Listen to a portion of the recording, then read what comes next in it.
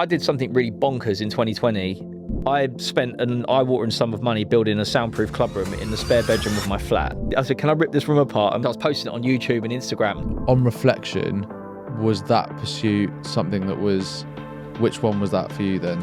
I wanted it to become a career pursuit, and I think that's a mistake that some people could probably make is, you know, you're doing it thinking it's a career, or maybe you do it because it gets you out into the parties. You're like, yeah, I'm a DJ, but you're DJing and you go into the parties and you're just sniffing all weekend. It's like, okay, are you actually taking this seriously as a career? Yeah. But objectively, to actually just like calculate the ROI of it, how you balance the two, everyone's going to have their different...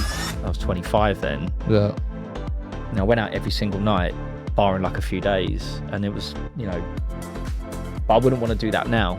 Was that like going out like heavy every night, like going out? Yeah, it was like Jack Daniels and a bit of a, you know, and Coke.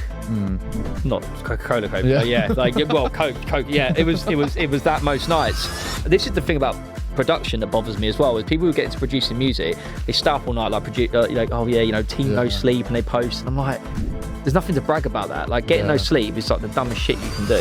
In 2020, I was like dark and heavy on, you know, I was in a bad place, addiction, and, you know, I was doing a lot of, it was like every weekend there would have been an all-nighter at some point for like a good few years. I still want to do all of this, but not at the expense of my health. And I think if it's going to cost me my health, and that's the paradox of electronic music and wanting to stay healthy, they do not really go hand in hand.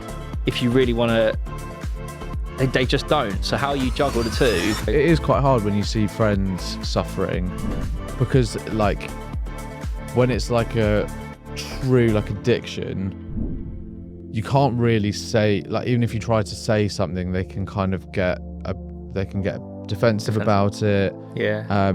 So do you think it is like a self-realization thing? Well, I mean, very generically speaking, no one can get over the problem. I'm an absolute nerd when it comes to like biohacking and self-development and self-care, sort of sleep structure and diet patterns and training regimes and that. I've always been like it. I had a full-on row with them and everything. And I think that's like where I struggle with the music thing as well, is I don't